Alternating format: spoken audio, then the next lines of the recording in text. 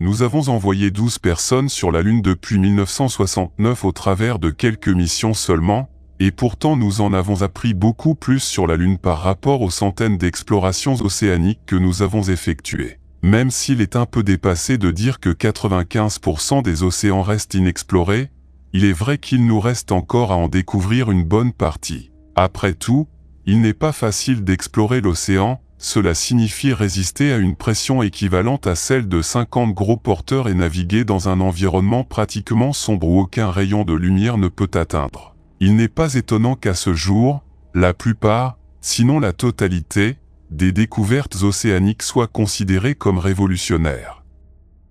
Numéro 1. Le poisson-pierre est l'un des animaux marins les plus dangereux vivant dans les océans tropicaux et subtropicaux, en particulier dans l'Indo-Pacifique. Son apparence ressemble à une roche recouverte d'algues, lui permettant de se fondre parfaitement dans son environnement marin. Ce qui le rend si dangereux est son venin extrêmement puissant, qui se trouve dans les épines de sa nageoire dorsale. Si quelqu'un marche accidentellement sur un poisson-pierre, ses épines libèrent un poison qui provoque une douleur intense et peut entraîner un certain nombre de symptômes graves, voire la mort, s'il n'est pas traité rapidement. Bien qu'il semble inoffensif, le poisson-pierre est l'un des prédateurs les plus meurtriers de l'océan. Pour éviter les accidents, il est crucial d'être prudent lorsque vous vous promenez dans les zones où vit ce poisson et d'éviter de toucher des objets étrangers qui ressemblent à des rochers sur le fond marin. Dans le respect de la nature et la connaissance des dangers, nous pouvons profiter de l'océan en toute sécurité. Numéro 2. Joruna parva est absolument adorable. C'est une espèce de nudibranche, un type de mollusque marin sans coquille. Son apparence, en forme de lapin de mer, lui a valu le surnom de « lapin de mer ». Il est petit, quelques centimètres de long, et se rencontre principalement dans les eaux tropicales de l'Indo-Pacifique, du Japon à l'Australie. La caractéristique la plus frappante de Joruna parva est son apparence amicale et pelucheuse, avec un corps arrondi couvert de petites projections ressemblant à des poils. Leur coloration peut varier du blanc à l'orange vif voire au jaune, avec des taches noires dispersées sur tout le corps. Bien que Joruna parva soit inoffensive pour les humains et ne possède pas de venin ni aucun autre mécanisme de défense spécial, elle est devenue une star sur les réseaux sociaux en raison de son apparence adorable. Les photographes et les plongeurs partagent souvent des images de ces charmants nudibranches, ce qui a contribué à leur popularité auprès de la communauté des amoureux de la mer. En plus de son apparence mignonne, Joruna parva joue un rôle important dans son écosystème marin en tant qu'herbivore. Il se nourrit principalement d'éponges marines, contribuant ainsi à maintenir l'équilibre des populations de ces espèces dans les récifs coralliens et autres habitats où il vit. Numéro 3. La pieuvre aux anneaux bleus est une espèce de poulpe qui vit dans les eaux chaudes de l'océan Indo-Pacifique. Il est connu pour sa taille relativement petite et pour les anneaux bleus distinctifs sur son corps, qui deviennent plus visibles lorsque la pieuvre se sent menacée ou pendant la chasse. Bien que son apparence puisse être captivante, cette pieuvre est dangereuse en raison de la neurotoxine très puissante qu'elle produit. Cette toxine, appelée tétrodotoxine, se trouve dans la salive du poulpe et peut provoquer une paralysie musculaire rapide et potentiellement mortelle chez ses proies ou chez toute créature qui la menace. Les rencontres avec la pieuvre à anneaux bleus sont rares et se produisent généralement lorsque des nageurs, des plongeurs ou des pêcheurs entrent en contact accidentel avec elle.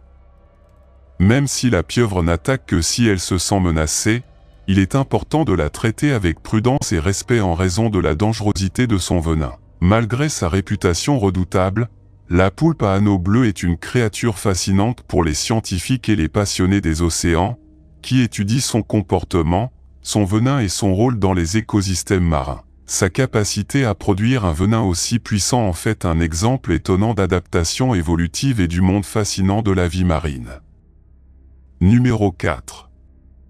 La dent d'un mégalodon, un prédateur suprême disparu il y a plus de 3 millions d'années, est souvent visualisé comme une version colossale du requin blanc moderne.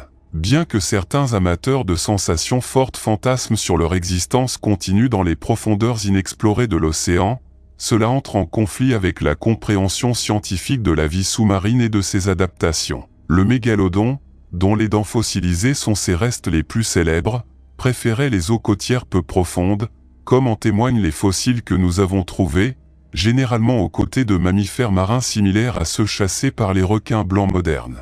La disparition du mégalodon a suscité un débat, des facteurs tels que les changements de température des océans, le manque de proie et l'émergence de nouveaux prédateurs comme le grand requin blanc jouant tous un rôle. Le mystère entourant le mégalodon s'accroît avec des découvertes comme la dent de 5 pouces trouvée par une fillette de 9 ans dans le Maryland à Noël 2022. Molly Sampson, une passionnée de fossiles, a fait la découverte sur les rives du parc d'État de Calvert Cliff, le long du Chesapeake Bay, une région riche en histoire paléontologique. Après avoir apporté la dent à Stephen Godfrey, conservateur de paléontologie au Calvert Marine Museum, son origine a été confirmée, consolidant ainsi la découverte en tant que pièce importante de l'histoire préhistorique. Numéro 5. L'orque, également connu sous le nom d'épolard, est un cétacé très intelligent et social que l'on retrouve dans tous les océans du monde. Ils sont facilement reconnaissables à leur coloration noire et blanche et à leur nageoire dorsale proéminente. Les épolards sont des prédateurs majeurs et se nourrissent d'une grande variété de proies, des poissons aux mammifères marins. Ils utilisent des stratégies de chasse complexes et coordonnées, comme la fameuse « attaque en embuscade », pour capturer leur proie. Bien que leur nom suggère une agression envers les humains, les attaques d'orques contre des humains sont extrêmement rares dans la nature. Pour la plupart, les interactions entre les humains et les orques sont pacifiques et se produisent dans des environnements contrôlés, tels que les parcs aquatiques. Les orques sont admirés pour leur intelligence exceptionnelle, leur comportement social complexe et leurs impressionnantes capacités de prédateurs. Cependant, ils sont confrontés à des menaces dues à la perte d'habitat et à la pollution, ce qui souligne l'importance de leur conservation pour les écosystèmes marins. Numéro 6. Le poisson-lion, également connu sous le nom de poisson-scorpion ou poisson-dragon, est une espèce envahissante originaire de l'Indo-Pacifique qui suscite des inquiétudes dans les écosystèmes de l'Atlantique occidental et des Caraïbes en raison de sa croissance rapide et de sa capacité à se reproduire. Il a une apparence unique et frappante, avec des rayures rouges, blanches et brunes et de longues épines venimeuses sur ses nageoires dorsales et latérales. Ces poissons se caractérisent par leur comportement agressif et leur voracité. Ce sont des prédateurs voraces qui se nourrissent d'une grande variété de proies, notamment de petits poissons, de crustacés et même d'alevins d'autres espèces marines. Leur adaptabilité et l'absence de prédateurs naturels en dehors de leur habitat d'origine leur ont permis de se multiplier rapidement dans les eaux de l'Atlantique, où ils rivalisent avec les espèces indigènes pour la nourriture et l'espace.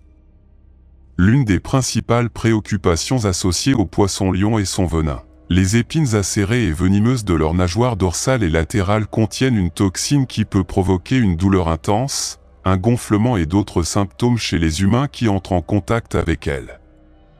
Cette défense venimeuse signifie que le poisson-lion a peu de prédateurs naturels en dehors de son habitat d'origine.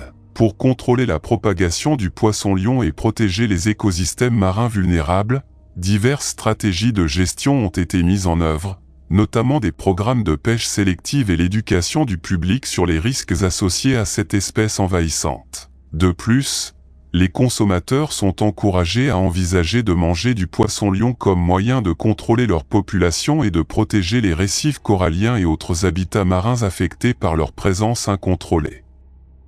Numéro 7. La manière dont les anguilles, en particulier les civelles européennes, pourraient retourner dans leur lieu de naissance dans la mer des Sargasses a longtemps été un mystère.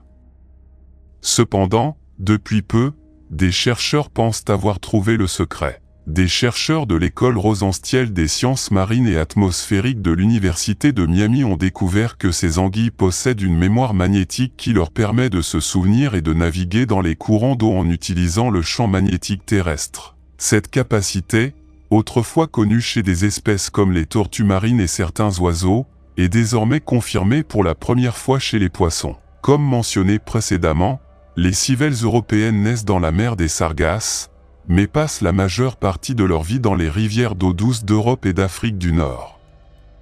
Pour retourner à leur lieu de naissance effrayé, Ils s'appuient sur les signaux géomagnétiques imprimés au cours de leur premier stade de vie. Ces anguilles peuvent détecter les variations du champ magnétique terrestre et utiliser ces informations pour naviguer dans des courants d'eau complexes, garantissant ainsi qu'elles atteignent leur destination. Les chercheurs sont enthousiasmés par la possibilité d'explorer davantage la magnétoréception et prévoient d'étudier d'autres espèces de poissons pour voir si elles partagent cette capacité.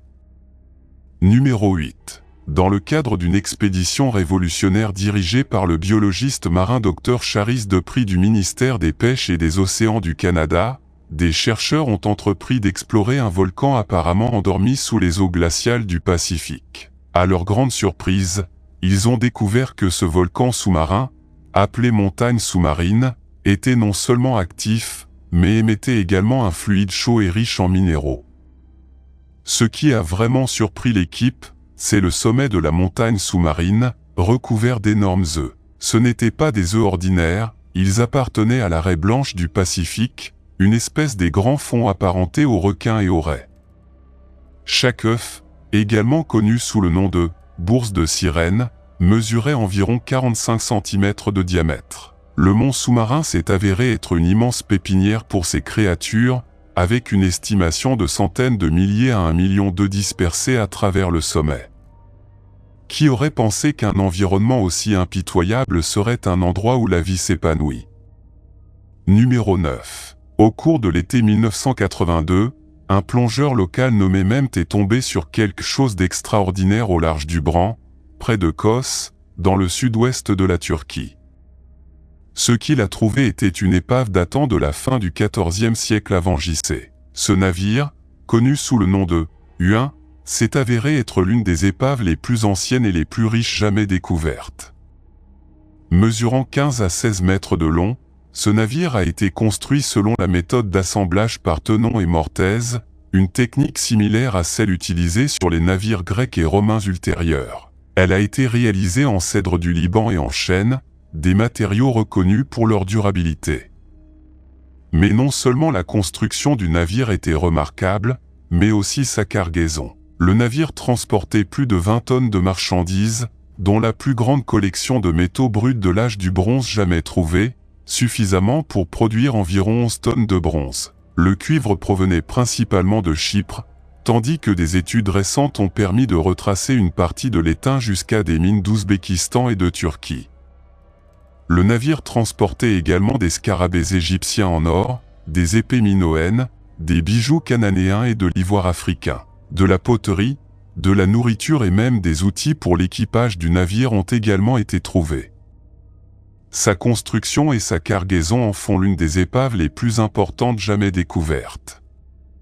Numéro 10. Les requins du Groenland peuvent vivre plus de 250 ans, et les scientifiques pensent qu'ils pourraient percer le secret d'une durée de vie plus longue chez les humains. Les requins du Groenland sont connus pour leur croissance lente dans les habitats glaciaux. Ces requins grandissent moins d'1 centimètre par an et mettent plus d'1 siècle pour atteindre leur maturité. Les scientifiques ont utilisé la datation au radiocarbone des yeux de ces requins pour déterminer leur âge, révélant qu'ils peuvent vivre au moins 272 ans, certaines estimations suggérant que leur longévité pourrait dépasser 400 ans. Cette longévité fut longtemps un mystère. Cependant, des chercheurs ont récemment découvert le secret de la longue vie des requins du Groenland. Les recherches indiquent que les requins du Groenland ont un métabolisme remarquablement stable. Contrairement à la plupart des animaux, leur activité métabolique musculaire ne varie pas significativement avec l'âge. Cette cohérence métabolique pourrait être un facteur clé de leur longévité. Les scientifiques espèrent désormais qu'en comprenant la croissance des requins du Groenland, ils pourront prolonger notre vie. Cependant, ce n'est pas ce que vous pensez. Les scientifiques étudient comment les processus métaboliques stables de ces requins pourraient éclairer de nouvelles stratégies de lutte contre les maladies liées à l'âge chez l'homme, en particulier dans le domaine de la santé cardiovasculaire. Les enzymes qui restent actives chez ces requins même à un âge avancé pourraient offrir des indices pour développer des traitements qui maintiennent la santé cardiaque et la vitalité globale des humains. Malheureusement pour nous, l'avenir du requin du Groenland est incertain. Avec une durée de génération aussi longue, ils n'atteignent leur maturité qu'à l'âge de 150 ans environ, ce qui les rend vulnérables et susceptibles de succomber au changement. Numéro 11. Imaginez que votre corps ait besoin de vous rappeler de respirer pendant que vous dormez. Cela semble gênant, non? Eh bien, c'est exactement ce que vivent les baleines. Parfois, les plongeurs rencontrent un groupe de baleines flottant au milieu de l'océan, la tête haute. Cela peut paraître étrange, mais c'est pour eux une nécessité. Contrairement aux humains, les baleines ont besoin de remonter à la surface pour respirer consciemment. Cela signifie qu'ils ne peuvent pas se permettre de rester complètement inconscients pendant leur sommeil. Au lieu de cela, ils utilisent un type spécial de sommeil appelé sommeil lent unihémisphérique. Cela permet à un hémisphère du cerveau de se reposer tandis que l'autre reste actif. Fondamentalement, un côté de votre cerveau reste éveillé pour gérer la respiration et rester attentif aux dangers potentiels, tandis que l'autre côté se repose. En plus d'avoir une partie de leur cerveau active, cette position étrange leur permet de flotter rapidement à la surface, facilitant ainsi la prise d'air pendant leur sommeil. Les baleines dorment généralement à intervalles d'environ 20 minutes avant de devoir remonter à la surface pour respirer, et ce processus peut se poursuivre pendant plusieurs heures à la fois. Numéro 12. En 2020, des plongeurs effectuaient une mission de routine pour nettoyer les filets fantômes, ou filets de pêche abandonnés, au fond de la mer Baltique. Ces filets oubliés constituent une menace pour la vie marine, leur nettoyage est donc essentiel. Cependant, les plongeurs ont trouvé quelque chose de bien plus intéressant, un artefact rouillé recouvert d'algues qui ressemblait à une vieille machine à écrire. Ce qu'ils ont trouvé était une rare machine Enigma, un appareil utilisé par les forces allemandes pendant la Seconde Guerre mondiale pour crypter les communications militaires. La machine Enigma a été inventée par Arthur Scherbius après la Première Guerre mondiale et rapidement adoptée par l'armée allemande. Il avait des roues qui brouillent les lettres pour créer des messages codés. Pour déchiffrer ces messages, le récepteur avait besoin d'une autre machine Enigma configurée avec les mêmes positions de rotor. Ce système complexe permettait aux forces allemandes de transmettre des informations secrètes en toute impunité jusqu'à ce que les cryptographes alliés, dirigés par le mathématicien britannique Alan Turing, parviennent à déchiffrer le code. Cette machine Enigma spécifique trouvée par les plongeurs avait 3 rotors, ce qui suggère qu'elle était utilisée sur un navire de guerre allemand plutôt que sur un sous-marin, qui transportait généralement des modèles à 4 rotors. Cet engin fut probablement jeté par-dessus bord en mai 1945 lorsque les forces allemandes sabordèrent leur navire pour éviter qu'il ne soit capturé par les Alliés. Cette découverte est unique, car seule une poignée de ces machines ont survécu à ce jour. Après sa découverte, la machine Enigma a été confiée au musée archéologique du Schleswig pour sa conservation et son étude. Numéro 13. En 1917, au plus fort de la Première Guerre mondiale, le cargo suédois SS Kiro transportait une précieuse cargaison de cognac français et de liqueurs bénédictines, destinée à l'aristocratie russe. Cette luxueuse cargaison était en route vers le tsar Nicolas II lorsqu'un sous-marin allemand a intercepté et coulé le Kiro dans la mer Baltique. Le navire a coulé à une profondeur de 77 mètres et est resté intact pendant plus d'un siècle grâce aux eaux froides qui ont préservé à la fois le navire et sa précieuse cargaison. Ce n'est qu'en 2019 que le navire a été redécouvert. L'équipe Ocean X, dirigée par Peter Lindbergh et Denny Asberg, s'est mise en route pour récupérer ce trésor historique. Malgré la profondeur, l'équipe a accompli l'impossible et a sauvé 900 bouteilles d'alcool vieilles d'un siècle, conservées dans les eaux froides de l'océan depuis la Première Guerre mondiale. Chaque bouteille raconte une histoire d'une époque révolue. La cargaison comprenait 50 caisses de cognac de marque Dartman & Company et 15 caisses de liqueurs bénédictines. Malgré leur âge, le contenu des bouteilles était probablement encore buvable, même si peu de gens oseraient l'essayer. La valeur totale des bouteilles récupérées a été estimée à plus d'1 million de dollars, bien que le prix exact qu'elles ont obtenu aux enchères n'ait jamais été révélé. Numéro 14. Le plongeur Yosuke Tanaka et son épouse ont accueilli l'année avec une expérience impressionnante et unique en plongeant dans la ville de Toyoka, préfecture de Hyōgo, au Japon, par une froide journée de janvier. Des vendeurs locaux de matériel de pêche les ont alertés de la présence d'une énorme créature tapie dans les eaux. Ils ont décidé de plonger dans l'espoir de trouver la grande créature et, étonnamment, ils ont eu une rencontre rapprochée avec l'être insaisissable. Ce que les deux hommes ont trouvé était un calmar géant, un colosse de 8 mètres de long qui s'approche rarement des humains. Un être de 8 mètres de long, c'est incroyable, mais ce n'est même pas le plus grand de son espèce. Ces céphalopodes peuvent atteindre 13 mètres de long, voire plus. Généralement, ces créatures habitent les profondeurs de l'océan, à une profondeur comprise entre 300 et 600 mètres, là où la lumière du soleil pénètre à peine, ce qui les rend insaisissables. Les Tanaka ont eu une chance incroyable de rencontrer l'un de ces animaux majestueux vivant et nageant dans des eaux moins profondes. Mais comment ce calmar géant s'est-il retrouvé dans les eaux peu profondes ? Malheureusement, le calmar était probablement en fin de vie lorsqu'il a fait surface. Il était probablement déjà en mauvaise santé lorsqu'il décida de s'aventurer plus près de la surface. Pourtant, le souvenir de ce calmar a constitué une rencontre inoubliable pour les chercheurs et le couple. Numéro 15. En juin 2015, des pêcheurs au large de l'île de Santa Catalina, en Californie, ont remarqué un poisson inhabituellement long. Il a fallu l'aide de 16 personnes pour le ramener à terre. Les habitants sont habitués à trouver divers habitants de l'océan échoués sur le rivage après une tempête, mais un poisson qui ressemble à un serpent de mer était quelque chose de nouveau pour eux. Par conséquent, de nombreuses personnes se sont rassemblées sur la plage pour voir de près l'étrange créature et prendre des photos avec elle. On a découvert plus tard que ce poisson est connu sous le nom de king herring ou orf. La longueur de ce spécimen atteignait 5 mètres, ce qui a attiré l'attention des locaux et de la presse. Les harengs kings vivent dans les océans Pacifique, Indien et Atlantique. Ils vivent à des profondeurs de 500 à 700 mètres et sont les poissons osseux les plus longs de tous ceux étudiés. En moyenne, ils mesurent environ 3 mètres, mais le plus gros spécimen enregistré mesurait 11 mètres de long et pesait 272 kg. Numéro 16.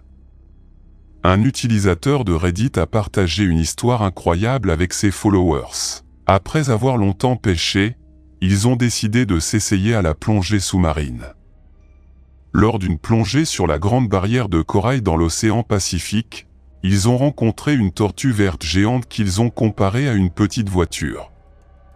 Selon cette personne, la tortue avait au moins 100 ans. Ils ont été choqués et impressionnés par cette rencontre inhabituelle, et c'est compréhensible, car ce n'est pas tous les jours que l'on voit un animal aussi ancien dans son habitat naturel.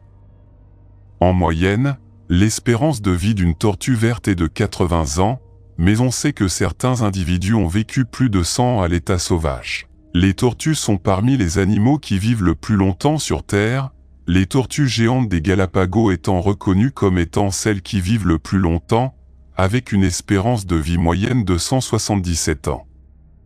Numéro 17. Lors d'une excursion de pêche, un pêcheur nommé Jeff Edward a eu la chance d'attraper un homard d'une coloration extrêmement rare.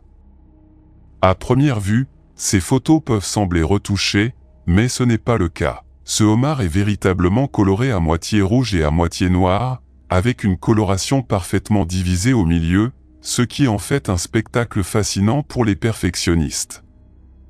Fait intéressant, Jeff n'était pas le seul pêcheur du Maine à attraper un homard multicolore rare. Un autre chanceux a été Jacob Knoll, qui a également attrapé un homard bicolore. Cependant, dans ce cas, l'exosquelette du homard était bleu et vert. De plus, ce spécimen était hermaphrodite, possédant à la fois des organes mâles et femelles. Les scientifiques d'un institut de recherche de Portland expliquent que de telles colorations bicolores sont dues à une anomalie génétique qui ressemble au chimérisme. Selon les biologistes, une coloration bicolore avec une division centrale claire sur le corps d'un arthropode se produit chez un individu sur 50 millions. Ces deux pêcheurs peuvent donc vraiment s'estimer chanceux. Cependant, il est essentiel de rappeler que l'océan mondial couvre un peu plus de 70% de la surface de notre planète. Cela signifie que votre analyse prendra beaucoup plus de temps. Actuellement, seulement 5% des océans de la planète ont été explorés, mais la science fait des progrès significatifs dans ce domaine complexe. Numéro 18. Quand on parle de poissons rouges, on imagine généralement de petits poissons d'aquarium dont la longueur dépasse rarement 30 cm.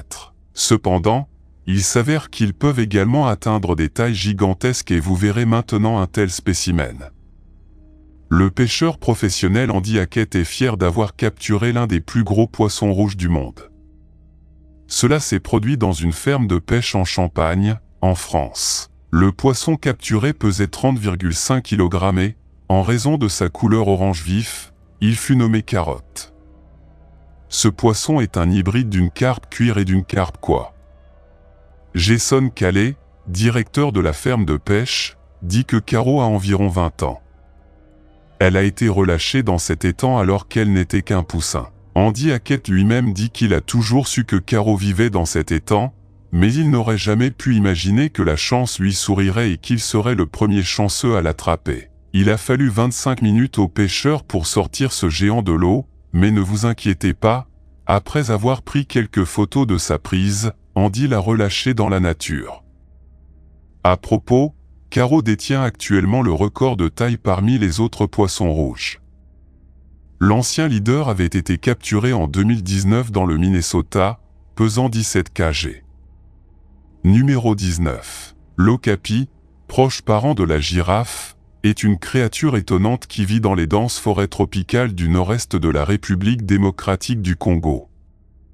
Ce mammifère herbivore se distingue par son apparence unique, avec un corps semblable à celui d'un cheval et des pattes rayées rappelant celles d'un zèbre. Cependant, sa caractéristique la plus remarquable est sa langue extrêmement longue, qui peut atteindre jusqu'à 30 cm de longueur et lui permet d'atteindre les feuilles les plus hautes des arbres pour se nourrir. Bien que l'okapi soit une créature timide et solitaire, il est crucial à l'équilibre de son écosystème. Il se nourrit principalement de feuilles, de pousses et de fruits, contribuant ainsi au maintien de la croissance et de la santé de la végétation dans son habitat. Cependant, l'okapi est menacé par la déforestation, le braconnage et les conflits humains dans la région. Pour protéger l'okapi et son habitat, il est essentiel de prendre des mesures pour conserver les forêts tropicales du Congo et lutter contre le braconnage et la destruction de son habitat. De plus, il est important de sensibiliser le public à l'importance de préserver la biodiversité unique de la région et de protéger des espèces emblématiques telles que l'okapi pour les générations futures.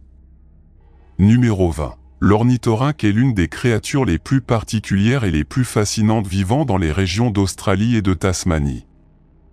Ce mammifère semi-aquatique est connu pour son apparence unique, qui ressemble à un étrange mélange de différents animaux. Il a un corps semblable à celui d'un castor, avec une fourrure dense et une queue aplatie, ainsi qu'un long bec de canard aplati.